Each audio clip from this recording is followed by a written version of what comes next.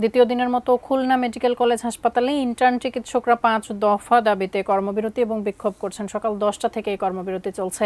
এই বিষয়ে বিস্তারিত জানতে খুলনা মেডিকেল কলেজ হাসপাতালের সামনে থেকে সরাসরি যুক্ত হব খুলনা বিভাগীয় প্রতিনিধি মোহাম্মদ অসীমের সাথে। অসীম, এই যে কর্মবিরতি চলছে তাদের দাবি দেওয়াগুলো সম্পর্কে একটু জানতে চাই এবং সেই সাথে জানতে চাই যে তাদের কর্মবিরতির ফলে আসলে যে চিকিৎসা নিতে আসা রোগীরা তারা কি ভোগান্তিতে ভুগছেন, তাদের স্বজনরা কি বলছেন সেই বিষয়েও।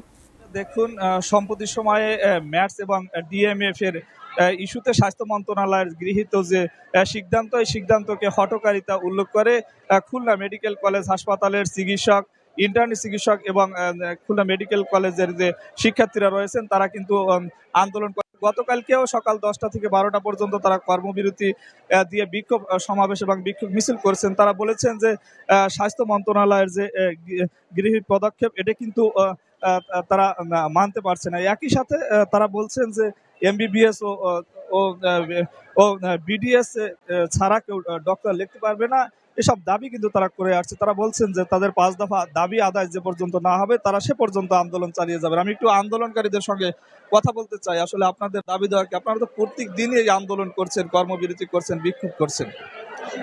এটা এমবিবিএস এবং বিডিএস ছাড়া সারা পৃথিবীতে কেউ ডাক্তার লেখে না। এইটা ঐতিহ্য, সারা পৃথিবীর ঐতিহ্য।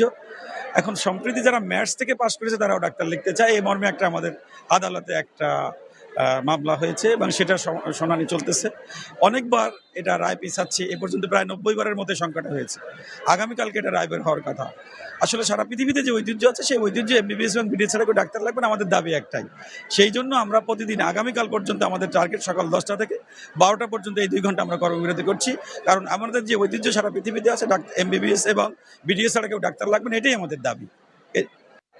ধন্যবাদ তাসফি, আপনি শুনছিলেন। আর এই যে মূলত তারা কর্মবিরতি এবং বিক্ষোভের কারণে খুলনা মেডিকেল কলেজ হাসপাতালের যে চিকিৎসা সেবা সেটি কিন্তু আসলে অনেকটা ভেঙে পড়েছে। আমরা দেখছি যে দূর দূরান্ত থেকে অর্থাৎ খুলনা বিভাগ সহ পার্শ্ববর্তী বরিশাল এবং ঢাকা বিভাগের যে সমস্ত রোগীরা খুলনা মেডিকেল কলেজ হাসপাতালে আস্থা নিয়ে চিকিৎসা নিতে আসছেন তারা কিন্তু সঠিক চিকিৎসা পাচ্ছে না, কারণ আন্দোলনের কারণে কিন্তু তারা চিকিৎসা সেবা বন্ধ রেখেছে। আমার কাছে সব মিলিয়ে এই ছিল খুলনা মেডিকেল কলেজ হাসপাতাল থেকে চিকিৎসক, ইন্টার্ন চিকিৎসক এবং মেডিকেল কলেজের শিক্ষার্থীদের যে কর্মবিরতি এবং বিক্ষোভ চলছে তার সর্বশেষ খবর।